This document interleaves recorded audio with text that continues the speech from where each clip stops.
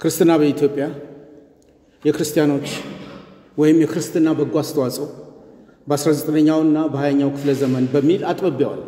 ዝግጅቱ ጠበብ እንዲል ትኩረት እንዲኖረው አድርጌ ነው። የክርስቲያኖች በቅንፍ የክርስትና ነው ያልኩት።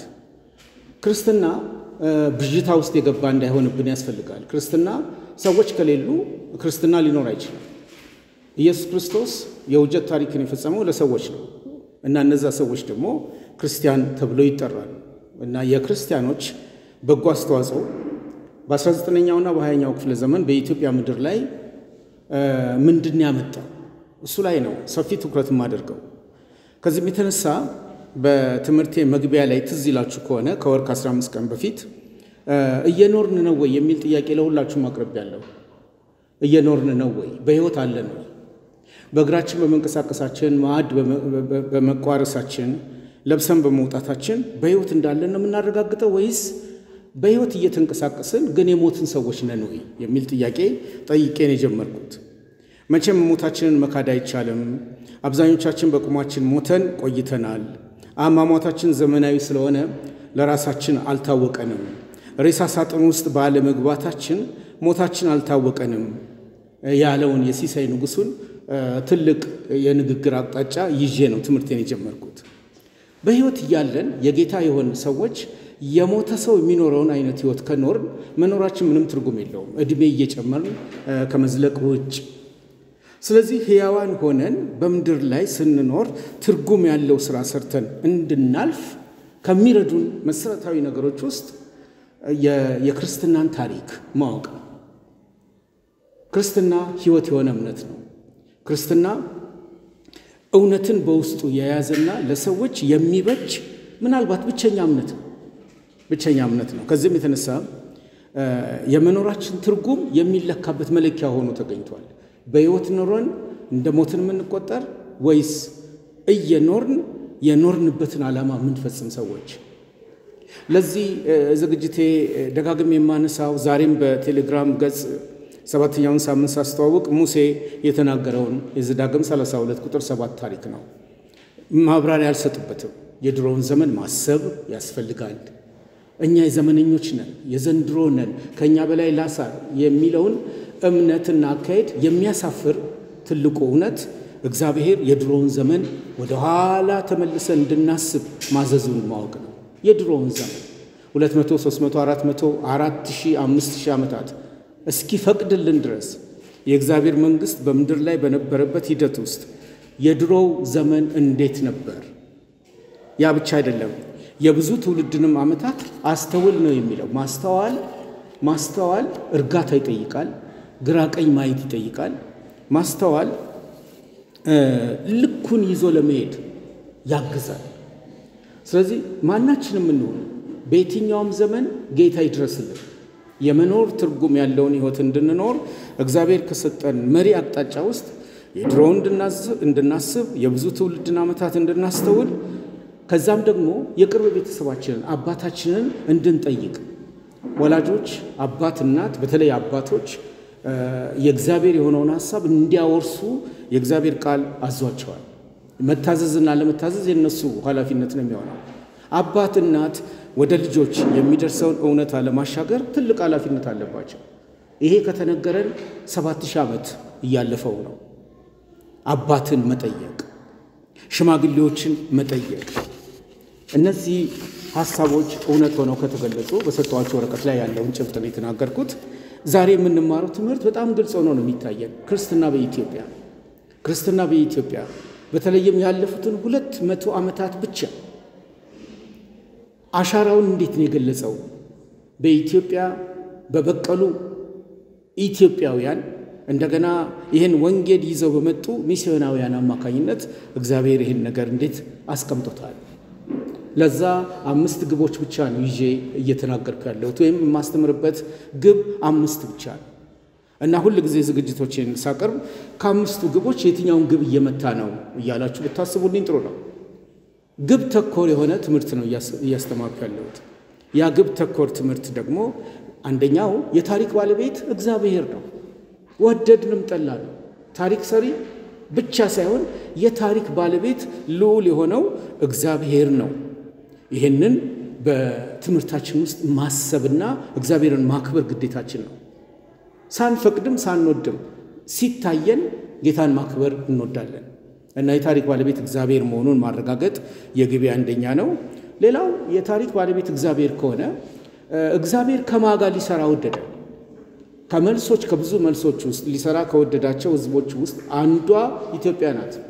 ከኢትዮጵያውያን ጋር እግዚአብሔር ትልቁን አጀንዳ ለመከወን የራሱን ፍቃድ ወስኗል። የራሱን ሐሳብ አስተናግዷል።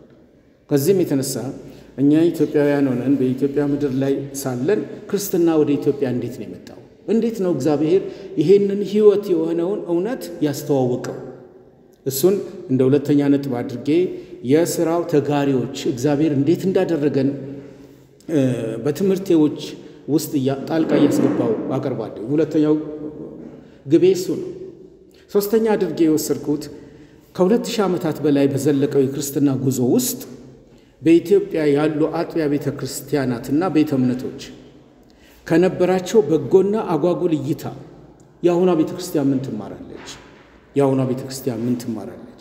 ክርስትና 2000 ዓመታት አልፈውታል። እንደ አውሮፓ አቆጣጠር ከሄድን 2025 ዓመታት ላይ ደርሰናል። እንደኛ አቆጣጠር ከሄድን 2017 ላይ ደርሰናል። እነዚህ ዘመናት ክርስትና ሳይጠፋለ ብዙ አይነት እምነቶች፣ ብዙ አይነት ፍልስፍናዎች፣ ብዙ አይነት አመለካከቶች መተው ሄደዋል። ክርስትና ግን እየጸና እንጂ የሚሄደው እየሳሳ እየጠፋም አይደለም። የሚመስሉ ነገሮች አሉ። የወንጌል ስርጭትና የወንጌል ጉልበት ባልተዘረጋበት በየትኛውም ዓለም ክርስትና ይጠፋል። የጠፋው የክርስቶስ የሆነው የእሱ ሐሳብ ሳይሆን ክርስቶስን ይከተሉ የነበሩ ሰዎች በተለያየ አመለካከት ስፍራቸውን ይለቃሉ፣ ቁጥራቸው ይቀንሳል፣ እምነታቸውን ይተዋሉ። ከዛ ውጭ ካልሆነ በቀር ባለፉት 2000 ዓመታት ውስጥ የነበሩ ቤተ እምነቶች በኢትዮጵያ የነበሩ ቤተ እምነቶች የኢትዮጵያ ኦርቶዶክስ ቤተክርስቲያን ሊሆን ይችላል፣ የኢትዮጵያ ካቶሊክ ቤተክርስቲያን ሊሆን ይችላል፣ በርካታ ቤተ እምነቶችን የያዘው የኢትዮጵያ ወንጌላውያን ቤተክርስቲያናትም ሊሆን ይችላል። ለማንኛውም በክርስትና የሚጠሩት እነሱ ምንድነው የተውሉን አሻራ? በጎን እየመዘዝኩ አሉታዊ ተጽዕኖ ያሳደረውን ደግሞ ለመቅረፍ ጥረት አድርጋለሁ። እንደ አራተኛ ግብ የቆጠርኩት ርዕሱን ባለበት መጠበቅ ነው። ክርስትና በኢትዮጵያ ቤተክርስቲያን በክርስቶስ በመታመን የጸኑ ሰዎች ተሰባስበው በህብረት ህገ ቤተክርስቲያንን በወጉ የሚጠብቁበት ማህበር ነው።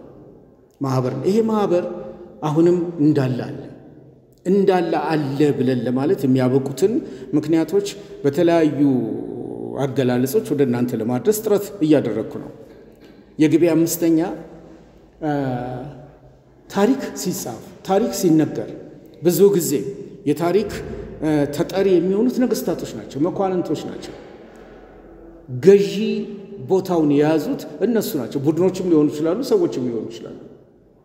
የአሜሪካ ታሪክ ሲጠና የአሜሪካ ታላላቅ ፕሬዚደንቶች ስማቸው፣ የአሜሪካ ታላላቅ ጄኔራሎች ስማቸው ቶሎ ይነሳል። በኢትዮጵያም እንደዛው። ስለ ኢትዮጵያ ታሪክ ሲነሳ ቴዎድሮስ ብቅ ነው የሚሉት፣ ምኒልክ ብቅ ነው የሚሉት፣ ቀዳማዊ ኃይለ ሥላሴ ብቅ ነው የሚሉት፣ አፄ ዮሐንስ ብቅ ነው የሚሉት። የኢትዮጵያ ታሪክ ሲነሳ መንግስቱ ኃይለማርያም ብቅ ነው የሚለው፣ ኃይለማርያም ደሳለኝ፣ አብይ አህመድ። እነዚህ መሪ የነበሩት እነሱ የታሪክ አንጓ ተደርገው ይቆጠራሉ። አይደለም። በክርስትና ታሪክ ውስጥ ሁሉም ተሳታፊ የሆነበት እምነት ነው። በተለይ ክርስትና ያልታሰቡ ሊጠሩ ያልተገባቸው ደቂቃን የተባሉ እነሱ የተጠሩበትና ቦታ ያገኙበት ነው። የክርስትና ትልቁ መለኪያው ሁሉን አሳታፊ የሆነ እምነት መሆኑ ነው። ስለዚህ ጌታችን ኢየሱስ ክርስቶስ ሲመጣ ወደ ትልልቆቹ አልሄደም። ኃጢአተኞች ወደ ሆኑት ወደ ተማለው ማህበረሰብ ነው የመጣው። ስለዚህ ይሄንን ትምህርት ሳዘጋጅ አንዳንድ ሰዎችን እያነሳው በገለጻዬ ውስጥ ሳስገባ እሱ ምን ያገባዋል የሚል አይነት ሐሳብ በውስጣችን ሊፈጠር ይችል ይሆናል። እግዚአብሔር ግን ደካሞችን፣ ሸምበቆ የሆኑትን ሰዎች እዚህ ግባ ያልተባሉትን በእግዚአብሔር የታሪክ ሂደት ውስጥ በክርስትና ውስጥ ስፍራ ሰጥቷቸው በቅርቡ ከማነሳቸው ሰዎች ውስጥ አንዱ አለቃ ታየ ናቸው። ምናልባት በሚቀጥለው ሳምንት ሁኔታው ከተመቻቸልን በቅርቡ ከማነሳቸው ሰዎች ውስጥ አንዱ ገብሩ ደስታ የሚባሉ ሰው ሊሆን ይችላል። በቅርቡ ከማነሳቸው ሰዎች ውስጥ አንደኛው እዚህ ስዊዲሽ ሚሽን ተምረው በቄስ ባድመ ያለው እጅ ያደጉትን አዲስ አለማየሁ ሊሆን ይችላል። አዲስ ዓለማየሁ ከፍቅር እስከ መቃብር ጋር የሚገናኘው። እነዚህን 5 ግቦችን በሰጠዋችሁ ወረቀት ላይ እንድታስታውሱት ስለሆነ አንብቡት። የዛሬ ርዕሴ የክርስትና አስተዋጽኦ በኢትዮጵያ ለደረጀ የትምህርት ስርዓት ያደረገው በጎ ጎን ምን ነበር? ሁላችንም በየዘመኑ ተነስተን ስለ ትምህርት እንነጋገራለን፣ ስለ ዕውቀት እንናገራለን። ስለ ትምህርት፣ ስለ ዕውቀት፣ ስለ ካሪኩለም አንስተን ስንናገር የዚህ አቅም ፈጣሪ ማን ነው? የዚህ አቅም ፈጣሪ ማን ነው? እንደ እውነቱ ከሆነ ዘመናዊ ትምህርት ብለን የምንጠራውንም ሆነ ዘመናዊ ኢመደበኛ ብለን የምንጠራውንም የትምህርት አካሄድ ቦታ ያስያዙልን ክርስቲያኖች ናቸው። ክርስትና ነው። ያንን ዛሬ ለማንሳት ሞክራለሁ። የቻልኩትን ያህል ጊዜ እጠቀማለሁ ብዬ አምናለሁኝ። ለእናንተም የጥያቄ ዕድል ስለምሰጥ የደረጀ የትምህርት ስርዓት እንዴት ሊፈጠር ቻለ? የደረጀውን የትምህርት ስርዓት ማን ያስተዋወቀን? የደረጀ የትምህርት ስርዓት ኢትዮጵያ ስላላት ምን ውጤት አመጣች? እነዚህ ሁሉ መልሶች ከክርስትና ጋር ነው የሚገናኙት። ክርስትና በኢትዮጵያ ራሱን እያገዘፈ ሲመጣ ወደ ሰዎች ሁሉ ሲደርስ በትምህርት ስርዓታችን ላይ መሰረት ጥሎልናል። ያን መሰረት የጣለልንን ትንሽ ወደ ኋላ ተመልሼ የመጽሐፉ ሰዎች ተብሎ ከሚጠሩት አይሁዳውያን ጋር አገናኘዋለሁ። አይሁዳውያን የመጽሐፉ ሰዎች ተብሎ እንደሚጠሩ ደጋግሜ ተናግሬያለሁ። የመጽሐፍት ሰዎች ናቸው። አይሁዳውያን ሊጠፉ የሚገባቸው ሰዎች ነበሩ በተለያየ ታሪክ አጋጣሚ። ግን የመጽሐፍቱ ሰዎች ስለሆኑ መጽሐፍቱ አግዛቸዋል። መጽሐፍቱ ለልጆቻቸው አስተምረውት ስለነበር ልጆቹ ከጥፋት ታድገውታል ሕዝቡን ራሱ። ለማንኛውም የመጽሐፍቱ ሰዎች የሚባሉት አይሁዳውያን ናቸው። በኋላ ደግሞ ክርስቲያኖች ናቸው። የመጽሐፍቱ ሰዎች የሚባሉትና በዚህ ስም የሚጠሩት አይሁዳውያን እስከሆኑ ድረስ እነሱ የመጽሐፍቱ ሰዎች እንዲባሉ ምክንያት የሆነው ራሱ እግዚአብሔር ነው። እግዚአብሔር ሕዝበ እስራኤል የተለየ ማህበር አይደለም። እግዚአብሔር ዘረኛ ሆኖ እነሱ ንጥል አድርጎ ጠርቶ የተለየ ፕሪቪሌጅ አልሰጣቸው። ኃላፊነትና ተጠያቂነትን ሊሰጥ የወደደው አንድ ሕዝብን ስለፈለገ ጠርቷል። ያ ሕዝብ በእግዚአብሔር ምክር፣ በእግዚአብሔር የማስተማር አቅም፣ በእግዚአብሔር ግሳጼ ለዓለም ብርሃን እንዲሆኑ አዘጋጅቷቸዋል። ለዓለም ብርሃን እንዲሆኑ። ዓለም በጨለማ ውስጥ ናት። እግዚአብሔር ማን ነው ለሚለው መልስ የላትም። በባዕድ አምልኮና በተለያዩ እምነቶች ውስጥ ሕዝቦች ተካተዋል። እግዚአብሔር ይህንን ለመታደግ ብርሃንና ጨው የሚሆኑትን ሕዝበ እስራኤልን እየገራ እያሰለጠነ እያስተማረ መጽሐፍትን መልእክቱን በመጽሐፍት እንዲጽፉ እያደረገ አደረጅቷቸዋል። ሲያደረጃቸው 39ኙን መጽሐፍት ተምረው ወደ ተግባር የሚቀይሩበትንም የማስተማር ሲስተም ዘርግቶ ነው። ያ የተዘረጋ አካሄድ እንደወረደ ማለት ይቻላል ወደ ኢትዮጵያ ማህበረሰብ ተሻግሯል። ወደ ኢትዮጵያ ማህበረሰብ የተሻገረው በሌላ ምክንያት አይደለም። አይሁዳውያን ከጽላተ ሙሴ ጋር በተገናኘ አይደለም ወደ ኢትዮጵያ የመጡት። እሱ ታሪክ በአብዛኛው ትርክት ነው የሚመስለኝ። ነገር ግን ያ ከመሆኑ በፊት ያ ከሆነም በኋላ በተለያዩ የታሪክ አጋጣሚዎች አይሁዳውያን ወደ ኢትዮጵያ ክልል ውስጥ ገብተው ለብዙ ጊዜ ኖረዋል። በተለይም በሰሜን ኢትዮጵያ አዲስ አበባ ላይ የአዲስ አበባን ሰሜን ክፍል ወስደን ቀጨኔን፣ ሽሮ ሜዳንና ሌላውን ሰፊ ምህዳር ሸፍነን ብናገኝ አይሁዳውያንን በስፋት እናገኛለን። ፈላሻዎችን በስፋት እናገኛለን። እነዚህ ሰዎች በኢትዮጵያ ምልልስና የኑሮ ዘይቤ ስለነበራቸው የትምህርት አካሄዳቸውን ለኛ አስተዋውቀዋል። ለኛ ሲያስተዋውቁ በአብዛኛው ተቀባይ የሆነችው የጥንቷ ቤተክርስቲያን የኢትዮጵያ ኦርቶዶክስ ቤተክርስቲያን ናት። ስትቀበል በትምህርት መግቢያ በመጀመሪያው ሳምንት 3ኛ ነጥብ ላይ ትንሽ ፍንጭ ሰጥቼ ነበር። የኢትዮጵያ የትምህርት ስርዓት 4 ደረጃዎች አሉት። የመጀመሪያው ደረጃ ንባብ ቤት ተብሎ የሚጀምር ነው። ንባብ ቤት በንባብ ቤት ፊደል ይለይበታል። በንባብ ቤት እንደ መጀመሪያ ደረጃ ነው የሚቆጠረው። እኛ መጀመሪያ ደረጃ የምንለውን ከ1ኛ እስከ 6ኛ ወይም እስከ 8ኛ ክፍል ያለውን ሂደት ሊሸፍን ይችል ይሆናል። በንባብ ቤት ውስጥ በርካታ ስራዎች ይሰራሉ። በልጅነት ዕድሜ ያሉ ልጆች ወንዶችንም ሴቶችንም ጨምረው፣ ሴቶች የማይጨመሩበት የትምህርት ዘርፍ በቀጣይ ያመጣለሁ። ግን በዚህ በመጀመሪያው ደረጃ ሴቶችም ወንዶችም ያለምንም ልዩነት 26 ያህል የሆኑትን የግዕዝ ፊደላትን ይለያሉ። ከእርባታው ጋር በመቶ የሚቆጠሩ ነው የሚሆኑት።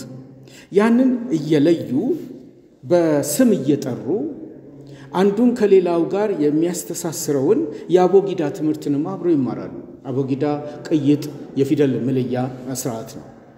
ያን ተምረው የፊደል የመለየት አቅማቸው በወጉ ሲካኑት ወደ ንባብ ነው የሚገቡት። በንባብ ሂደት ውስጥ በቀደም በመጀመሪያው ሳምንት ሁለተኛ ላይ አንደኛ ዮሐንስን እንዲያነቡ ነው የሚደረገው። በግዕዝ ነው የተጻፈው። የአንደኛ ዮሐንስ መልእክት ምዕራፍ 1 በምዕራፍ 1 ውስጥ ያሉት ጭብጦች ምን እንደነበሩ በቀደሙት ጊዜ አስታውቂያለሁ። አንደኛ ዮሐንስ ሙሉ ለሙሉ የሚናገረው የውጀት ታሪክን ነው። በእጃቸው የዳሰሱትን በዓይናቸው ያዩትን የክርስቶስ ደም ኃጢአትን ሁሉ ማንጻቱን እሱ ብቻ ሊደመጥ እሱ ብቻ መፍትሄ እንደሆነ የሚገልጽ ምዕራፍ ነው። በንባብ ቤት ውስጥ አንደኛ ዮሐንስን በግዕዝ ያጠኑታል። በዛን ጊዜ በነበረው የትምህርት ስርዓት የግዕዙን ፊደላት ማወቅ ብቻ ሳይሆን መልእክቱንም ይረዱታል። ግዕዝ አቅሙ እያጠረ የመጣው ከ100 ዓመት ዕድሜ ወይም ከ150 ዓመት ዕድሜ በኋላ ነው። በዛ በፊት በነበረው ሂደት የመንግስት ያህል ቋንቋ ሆኖ የቤተ ክህነት ቋንቋ ሆኖ ሰዎች ይግባቡበታል። እንደ ማንኛውም አሁን አማርኛ እንዳለው አቅም ይግባቡበታል። ስለዚህ የአንደኛ ዮሐንስ መልእክት በንባብ ቤት ውስጥ ክርስቶስን እያስተዋወቀ እንዲዘልቅ አቅም ፈጥሯል። ይህንን በልጆች ሕይወት ውስጥ ክርስትና በኢትዮጵያ የትምህርት ስርዓት ውስጥ ራሱን በሚያስተዋውቅበት ጊዜ እንደ መጀመሪያ አድርጎ ተጠቅሞበታል። እንደ መጀመሪያ አድርጎ በተጠቀመበት በዚህ የንባብ ቤት ውስጥ ፊደል መለየት ብቻ አይደለም፣ አንደኛ ዮሐንስንም ማንበብ ብቻ አይደለም፣ መዝሙረ ዳዊትንም አጥንቶ ማጠናቀቅ ግዴታ ነው። መዝሙረ ዳዊት 150 ያህል ምዕራፎች የያዘ መጽሐፍ ነው። በ150 ምዕራፎች ውስጥ የሚማሩት ተማሪዎች የሚማሩትን እንዲረዱት በሚያግዝ መንገድ ነው ትምህርቱ የሚሰጠው። የመደናቆር ሂደት ኖሮት አይደለም፣ የመግባባት ሂደት እንጂ። 150 ምዕራፎችን ከመምህራቸው ጋር ባሳለፉ ቁጥር እየተረጎሙም ትምህርታቸው ይሰጣቸዋል። ተተርጉሞ ትምህርቱ ከሚሰጣቸው ምዕራፍ ውስጥ ከምደነቅበት አንዱ ምዕራፍ ሰፊ ጊዜ የሚወስዱት ምዕራፍ 119 በማጥናት ነው። 119 መዝሙረ ዳዊት ምዕራፍ 119 ውዳሴ ለሕገ እግዚአብሔር ተብሎ ይጠራል። ውዳሴ ለሕገ እግዚአብሔር ማለት ለእግዚአብሔር ቃል ምስጋና፣ ክብር፣ ሞገስ መስጠት፣ ቅድሚያ መስጠት ማለት ነው። 176 ያህል ቁጥሮችን የሸፈነውን በዕብራይስጥ የፊደል ተራ በ8 ቁጥር ተከፍሎ በንባብ ቤት የሚማሩ ልጆች ይሄ ላይ ትኩረት የሰጠ ትምህርት እንዲሰጣቸው ይደረጋል። የትምህርት አደረጃጀት ክርስትና በኢትዮጵያ በሚስፋፋበት የትናንትና ጊዜ ብዬ ስል አባቶችን ጠይቅ ይነግሩህማል፣ ሽማግሌዎችን ጠይቅ ያስረዱህማል የሚለው ነገር አሁን ነው የሚያያዘው። 150 ምዕራፎችን ያጠናው ይሄ ማህበረሰብ በሚያጠናው የሕገ እግዚአብሔር ውዳሴነት ሊገናኝለት የሚችለው ከዕብራውያን ምዕራፍ 4 ቁጥር 12 ጋር ነው። የእግዚአብሔር ቃል ሕያው ነው፣ የሚሰራው ሁለትም አፍ ካለው ሰይፍ ሁሉ ይልቅ የተሳለ ነው፣ ነፍስን ጅማትንም ቅልጥምንም እስኪለይ ድረስ ይወጋል፣ የልብንም ስሜትና ሐሳብ ይመረምራል። እኛን በሚቆጣጠር በእርሱ ዓይኖች ፊት ሁሉ ነገር የተራቆተና የተገለጠ ነው እንጂ በእርሱ ፊት የተሰወረ ፍጥረት የለም የሚለውን እውነት የትምህርት መርሃ ግብሩ በንባብ ቤት ውስጥ ያንጸባርቃል። ስለዚህ ክርስትና በኢትዮጵያ የትምህርት ሂደት ውስጥ በተለይም ልጆች ይህን ትምህርት ሲተዋወቁ ደረጃ በደረጃ እነዚህን ጭብጦች እየጨበጡ ይሄዳሉ። በእኔ ጥናት ውስጥ መዝሙረ ዳዊት በጎ አስተዋጽኦ የእግዚአብሔርን ቃል በማሳየት በዘለቀው መጠን በመዝሙር ውስጥ እንደ መዝሙረ ዳዊት ምዕራፍ 35 ያሉ ደግሞ አሉ። እንደ መዝሙረ ዳዊት 109ን የመሰሉ ክፍሎች አሉ። እነዚህ ሁለቱም ምዕራፎች በሰው ላይ እርግማንን የሚያመጡ ናቸው እና ኢትዮጵያ የተረገመች ሀገር ተደርጎ ብዙ ጊዜ የሚጠራው ይሄ የእርግማን ምዕራፎችን ህዝቦቿ እየተራገሙበት ይሆን የሚል ጥናት የጠየቀ ጥናት እያጠና ያለ ሰው ገጥሞኛል። ሊሆንም ላይሆንም ይችላል። ለማንኛውም ግን ዳዊት በሚጠናበት ጊዜ አቤቱ የሚበድሉኝን በድላቸው፣ የሚዋጉኝንም ተዋጋቸው፣ ጥሩርና ጋሻ ያዝ፣ እኔን ለመርዳት ተነሳ፣ ሰይፍን ምዘዝ፣ የሚያሳድዱኝንም መንገዳቸውን ዝጋ፣ ነፍሴን መድኃኒትሽ እኔ ነኝ በላት። ነፍሴን የሚሹ ሁሉ ይፍሩ ይጎስቁሉም፣ ክፋትን በእኔ ላይ የሚያስቡ ይፍሩ፣ ወደ ኋላቸውም ይበሉ፣ በንፋስ ፊት እንዳለ ትቢያ ይሁኑ። የእግዚአብሔርን መልአክ ያስጨንቃቸው፣ መንገዳቸው ዳጥና ጨለማ ይሁን። የእግዚአብሔር መልአክ ያሳዳቸው፣ በከንቱ ያጠፉኝ ዘንድ ወጥመዳቸው ሸሽገውብኛል። ነፍሴን በከንቱ አበሳጭተዋል።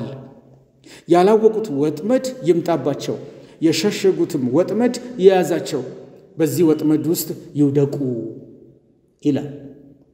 በወንጌላዊ ክርስትና ሕይወት ውስጥ ሆኜ በአማኑኤል ባፕቲስት ሳገለግል ወይዘሮ አጸደ የሚባሉ ሴት ቤት ነው መጽሐፍ ቅዱስ አስጠና የነበረው አቧሬ እና ወደ መጽሐፍ ቅዱስ ጥናት ሲሄድ የቱን ነው የሚወዱት ምዕራፍ ከመዝሙረ ዳዊት ብያቸዋለሁ።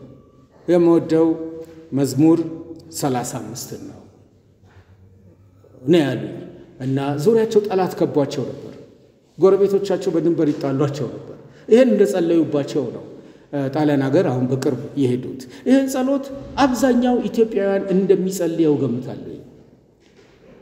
በንባብ ቤት ውስጥ ከተወረሱት በጎ ጎኖች አሉታዊ ተጽዕኖ ሊያደርሱ የሚችሉ የአንድምታ ትርጓሜ የተሰጣቸው አንዳንድ ክፍሎች ሊኖሩ እንደሚችሉ ግምት ውስጥ መክተት የማይካድ ነገር ነው።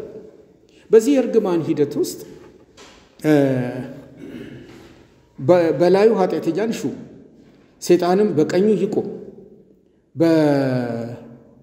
በተሟገተም ጊዜ ተረቶ ይውጣ፣ ጸሎቱም ኃጢአት ትሁንበት፣ ዘመኖቹም ጥቂት ይሆኑ፣ ሹመቱንም ሌላ ይውሰደው፣ ልጆቹም ድሃ አደግ ይሁኑ፣ ሚስቱም መበለት ትሁን፣ ልጆቹም ተናውጠው ይቅበዝበዙ፣ ይለምኑ፣ ከስፍራቸው ይባረሩ፣ ባለ ዕዳም ያለውን ሁሉ ይበርብረው፣ እንግዶችም ድካሙን ሁሉ ይበዝብዙት፣ የሚያግዘውንም አያግኝ፣ ለድሃ አደግ ልጆቹ የሚራራ አይኑር፣ ልጆቹ ይጥፉ፣ በአንድ ትውልድ ስምም ይደምሰሱ የሚለው መዝሙረ ዳዊት ውስጥ የሚጠና አንዱ ትልቁ ክፍል ነው። እነዚህ በንባብ ቤት ውስጥ ያጠኑ ልጆች የነገ ሰብዕናቸው ምን ሊሆን ይችላል የሚለውን ለአጥኚዎች መተው ጥሩ ነው የሚሆነው። ለማንኛውም የትምህርት አደረጃጀት በኢትዮጵያ ማህበረሰብ ውስጥ መነሻው ንባብ ቤት ነው። የንባብ ቤት መመስረት መሰረቱ ህዝበ እስራኤል ነው። ህዝበ እስራኤል ራሳቸው ሳይጠፉ ራሳቸውን አኑረው አሁንም ተቋቁሞ የመኖር ብቃታቸው ከመጽሐፍትና ከእውቀት ጋር ከአህዳዊ እምነት ጋር ለእግዚአብሔር የሚሰጡት ስፍራና ቦታ ልከያ በመሆኑ ነው። ልክ በሱ ደረጃ ነው በንባብ ቤት ውስጥ የኢትዮጵያ ክርስትና ምስራውን ይቀጥላል። ተያይዘናል ማለት ነው። የንባብ ቤት ይጠናቀቃል። የዕድሜ እርከን ስላለው ወደ ዜማ ቤት ነው የሚሻገረው። ወደ ሁለተኛው የትምህርት ደረጃ ነው የሚገባው። ዜማ ቤት እና የሁለተኛ ደረጃ ትምህርት ተቀራራቢ የዕድሜ ፍጆታን ይይዛል። በዜማ ቤት ውስጥ ተማሪው በዜማ ቤት ራሴን ላግኝ ብሎ ፈቃደኛ ከሆነ የሚገባበት ነው። ካልፈለገ ተሻግሮ ወደ ሶስተኛው መሻገር ይችላል፣ መግባት ይችላል። በዜማ ቤት ውስጥ ሴቶች ተሳታፊ እንዲሆኑ አይበረታቱም። ዜማ ቤት ግን ምንድነው? ከአርት ጋር ከጥበብ ጋር የተገናኘው ይሄ ዜማ ቤት ተብሎ የሚጠራው የሰው ልጅ ሙሉነት የሚለካበት የዜማ ቤት የትምህርት አካሄድ ምንን በውስጡ ይይዛል? የብርሃኑ አበጋዘን መጽሐፍ ነው የተጠቀምኩት ዕውቀቴን እንዲያግዝልኝ፣ እሱ የተሻለ መረጃ ይሰጣል ብዬ ስላሰብኩ። ዜማ ቤት የገባ ተማሪ የቤተ ክርስቲያንን መንፈሳዊ ዜማ፣ ሙዚቃ የሚማርበት ቦታ ነው። ቤተ ክርስቲያን መንፈሳዊ ዜማ አላት ወይ?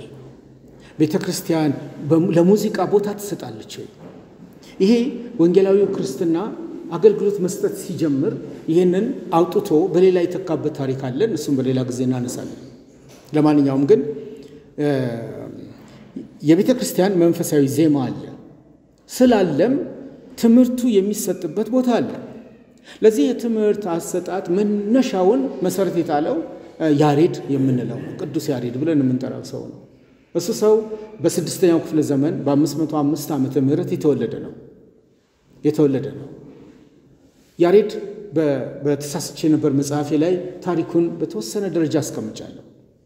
ወንጌላውያን ከያሬድ ጋር ያላቸውን ትውውቅ ቢያሳድጉ ለወንጌል ስርጭት ትልቅ ዕድል እንዳለ አስተውያለሁ። የኢትዮጵያ ኦርቶዶክስ ቤተክርስቲያን በተለይም በያሬድ ዘመን ወንጌላዊት ቤተክርስቲያን እንደሆነች አንዱ ማረጋገጫችን ይሄ ነው።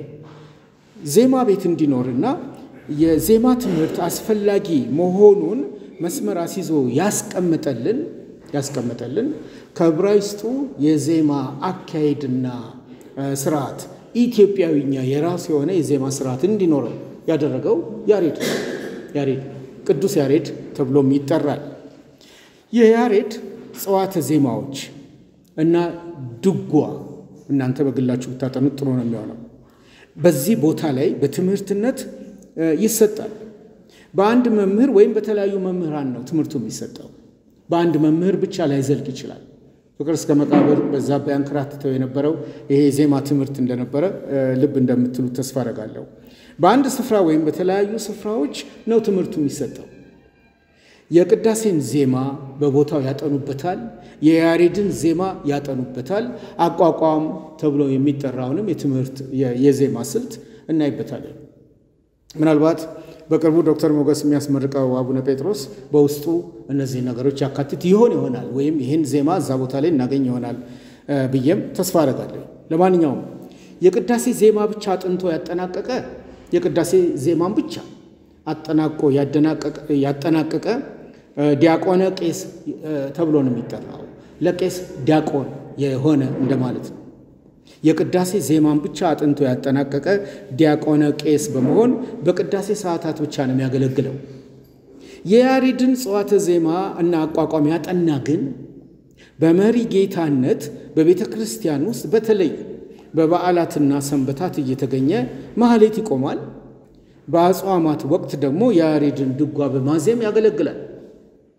ይህ አገልግሎት በወንዶች ብቻ የሚከወን ስለሆነ በትምህርቱ ላይ ሴቶች እድሉን አያገኙም እና ምናልባት መጋቢ መርዳሳ ኖሮ ለምን ሴቶች እድል አላገኙም ብሎ ጥያቄ ካነሳ እኔ መልስ የለኝም። ከወንዶች ይልቅ የሴቶቹ ድምፅ የተሻለ ሊሆን ይችል ነበር ብዬ አስባለሁ። ግን አላቅም። በዚህኛው ላይ ወንዶች ተመራጭነት ኖሯቸዋል። በዚህ በማነሳቸው የያሬድ ጸዋተ ዜማ አቋቋም እና በቅዳሴ ስርዓት በሚዘሙት ዜሞች ውስጥ ማዕከላዊው ጭብጥ ማን ነበር የሚለውን እንድናጠና ነው ፈልገው። ማዕከላዊው ጭብጥ ማን ነው?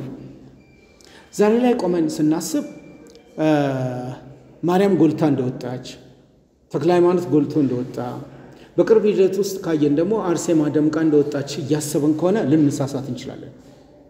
የትምህርት ስርዓቱ በጀመረበት ሂደት ውስጥ ግን በዜማ ቤት ውስጥ ማዕከሉ ኢየሱስ ክርስቶስ ብቻ ነበር። ይሄ ክርስትና በኢትዮጵያ ውስጥ በምናጠናው የትምህርት ሂደት ውስጥ የዜማው ትምህርት በመላው ኢትዮጵያ የሚሰጥ ነው።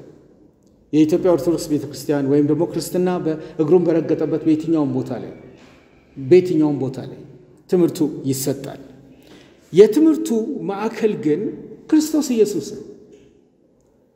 ከነዚህ የትምህርት ማዕከሎች ውስጥ በተሳስቼ ነበር ያነሳሁትን እናንተ ተመልሳችሁልኝ እዩ። ያሬድ ግን የመሰረታቸው 8ቱ ምልክቶች ኢየሱስ ክርስቶስን ብቻ አንግሰዋል። ኢየሱስ ክርስቶስን ብቻ በሙላት ገልጠውታል።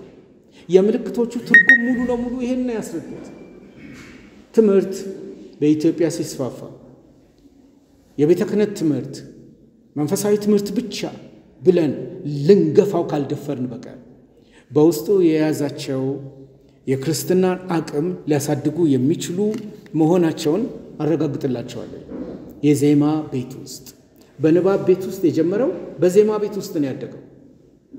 ሁለቱም ጋር ክርስቶስን ማዕከል አድርገው ቀጥለዋል።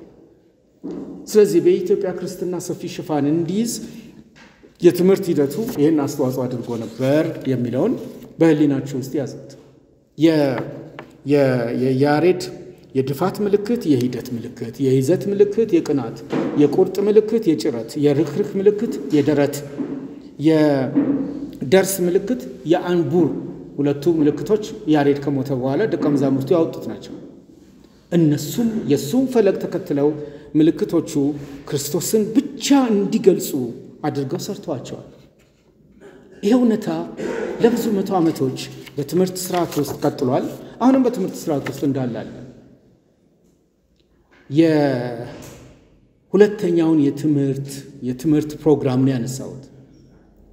ከዜማ ጋር ከሙዚቃ ጋር የተገናኘው ቅርጽና ይዘቱ ሲጣጣ የይዘቱ ማዕከል እግዚአብሔር መሆኑን ነው ያስቀመጥኩት።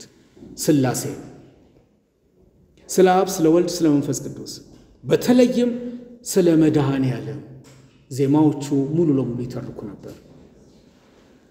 ወደ ሶስተኛው ደረጃ ሲገባስ ከንባብ ቤት ወደ ዜማ ቤት ተሻግረን ምንመጣ ወደ ቅኔ ቤት ምርምር፣ አመክንዮን መጠቀም፣ አጥልቆ ማሰብ፣ ከዛ በኋላ የተረዱትን በወጉ ለመግለጥ ራስን ማደራጀት። የትምህርት ስርዓቱ ከልጅነት ጀመራል እንጂ እድሜ እየጨመረ ወደ ቅኔ ቤት የደረሱ ተማሪዎች በሁሉ እድሜያቸው የተሟላ ሰብዕና ያላቸው ናቸው። ቅኔ ቤት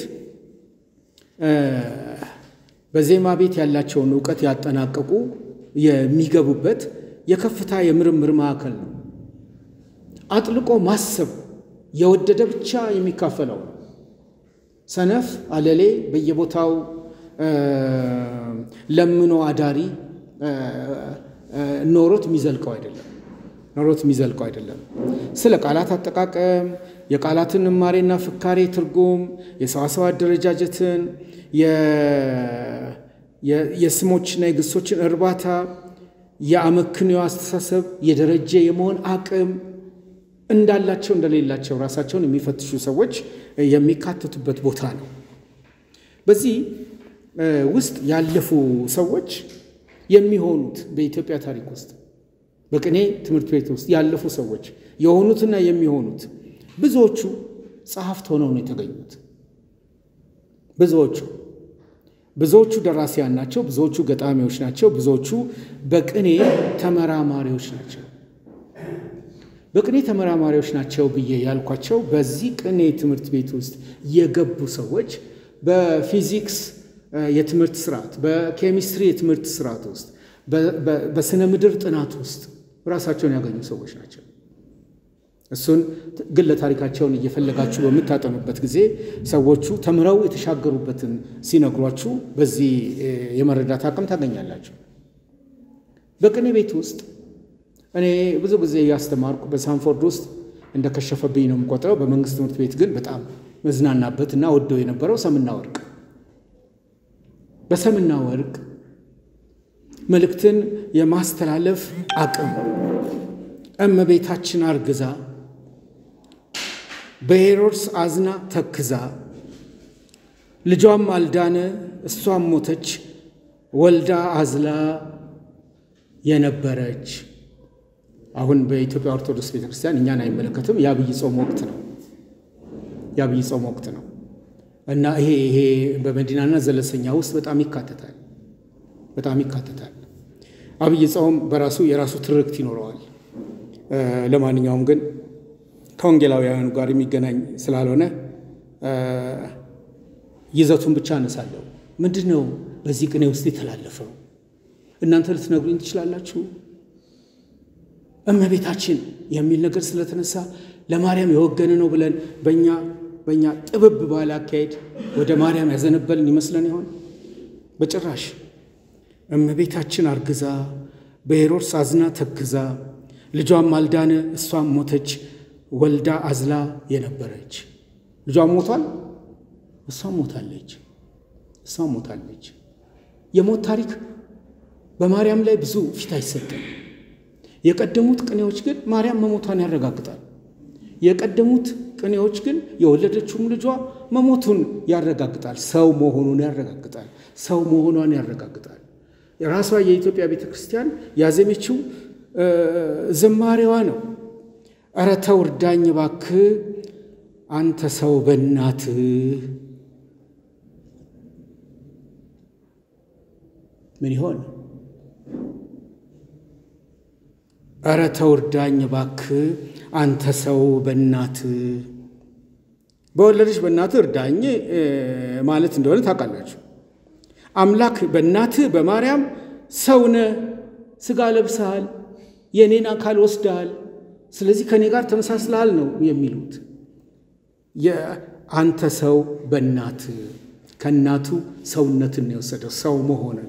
እኔ እናንተ ለኔ ብላ አንተ ሰው ሆነሃል፣ ልትረዳኝ አቅም አለ የሚል ምስጢር ነው በዚህ ውስጥ ያለው።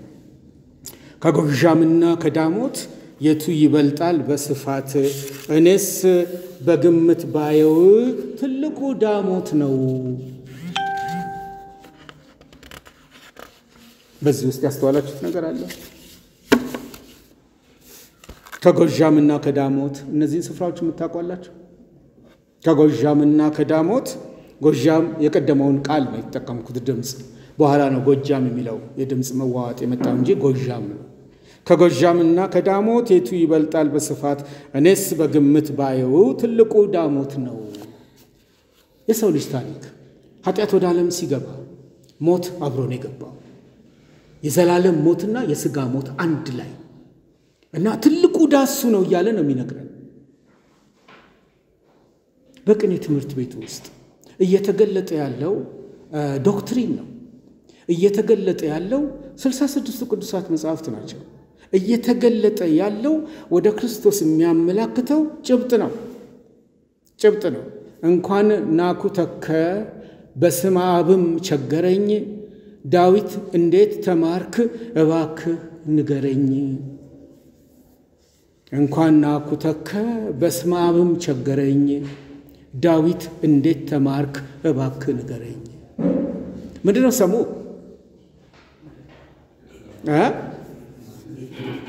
እንዴት ተማርክ? መዝሙረ ዳዊትን እንዴት አጥንተህ እንዳጠናቀቅ እባክህ ንገረኝ ነው። ወርቁ ግን እግዚአብሔር ዳዊትን እንደ ልቤ የሆነውን የእሴይን ልጅ አገኘው ብሎለታል። ይህን የተናገረው ይህን ምሕረት እንዴት አገኘ? የእግዚአብሔር ጸጋ የእግዚአብሔር ምሕረት ወደ አንተ እንዴት ዘንበል አለል? ጸጋን ነው እየገለጠልን ያለው። ከደጋ ላይ ሆኜ ቆላን ተመለከትኩ፣ ከወራጅ በስተቀር አንድም ወጫ አላየው ይላል። ገጽ 220 የምጠቀምበት የቅኔ መጽሐፍ ነው። እናንተ ፍቱት፣ ከሞት ጋር የተገናኘ ስለሆነ። እድሜ ጠገብ ከሆኑት ውስጥ ከስቅለት ጋር የሚገናኝ አሁን ከሰሞኑ ሕማማት ጋር የሚገናኙትን አንስቼ ወደ ውይይት ብገባና ሌላውን ለሌላ ጊዜ ብትወጥሩ ነው። ገረፉት አሉ ዓርብ ዕለት፣ ከግንድ ጋር አስረውት፣ ኃይል የለውም ወይ አትበሉ፣ ፈዋሽ ነውና በቁስሉ። ይህ ቅኔ 700-800 ዓመት የፈጀ ነው። ምንድን ነው የሚያወራው? ገረፉት አሉ ዓርብ ዕለት፣ ከግንድ ጋር አስረውት፣ ኃይል የለውም ወይ አትበሉ፣ ፈዋሽ ነውና በቁስሉ። በሌላ ጊዜ አብራሩት። ውሃውን ወይን አድርጎ ለወጠው ሲባል ሰምቼ አልጓጓው፣ እኔ ልጠጣ የምሻው ወይኑን ደም ሲያረገው። ወይኑን ደም ሲያደርገው። ውሃውን ወይን አድርጎ ለወጠው ሲባል ሰምቼ አልጓጓው፣ እኔ ልጠጣ የምሻው ወይኑን ደም ሲያደርገው። ድንግል ንገሪው ለልጅሽ እንዲህ ሲጨክን እያየሽ፣ ብዙ ነው ሲባል ምሕረቱ ሞትን ገደለው በሞቱ። ድንግል ንገሪው ለልጅሽ እንዲህ ሲጨክን እያየሽ፣ ብዙ ነው ሲባል ምሕረቱ ሞትን ገደለው በሞቱ። አምላክ ግብር ሰርቶ ያበላል ይላሉ፣ በምድር ቀሪ የለም ሁሉም ይጠራሉ። አምላኬ ግብርህን እንዳታሳንሰው እምቢ ብሎ አይቀርም አንተ የጠራኸው ሰው። ይህ ዘመን ጠገብ 400-500 ዓመታት በቅኔ ትምህርት ቤት ውስጥ በድግግም የሚሰጥ ነው። አሁንም ማዕከል ሆኖ በትምህርት ውስጥ የሚካሄደው የክርስትና በጎ አስተዋጽኦ በውስጡ እግሩን እንዲያቆም ያደርጋል። ይህን እየተማሩ ያሉ ሰዎች ምን ሊያስቡ ይችላሉ? ይሄ እየተገለጠ በሄደበት ቁጥር የእግዚአብሔር መንፈስ ቅዱስ ስራው ምን ሊሆን ይችላል? የግዕዝ ቅኔያት የሥነ ጥበብ ቅርጽ ንባብ ከነትርጓሜው 4 ቮሊዩሞች አሉኝ። 3ኛው ቮሊዩም ላይ ትኩረት አድርጌ ሳጠና የገጠሙኝን አንዳንድ መረጃዎች በመጪው ሳምንት ፕሮግራሙ ይኑር አይኑር እርግጠኛ አይደለሁም። እደውላለሁ ብዬ አላወቅኩም። ፋሲካ ስለሆነ ይሄ ፕሮግራም ላይኖር ይችል ይሆናል። ከሌለ የሚቀጥለው 15 ቀን ላይ ያነሳላችኋለሁ። በዚህ የግዕዝ ቅኔያት የሥነ ጥበብ በተለይም ባህል ሚኒስቴር ባስጠናው ውስጥ ብዙ ምስጢሮች ከፍቻቸው ጋር ተሳስረው ተገልጸውልናል። በቅኔ ትምህርት ቤት ውስጥ በነገራችን ላይ የቅኔ ትምህርት ቤትን ስንጨርስ ወደ ፕሮፌሰርነት ማዕረግ ወደሚያደርሰው ነው የምንገባው። ወደ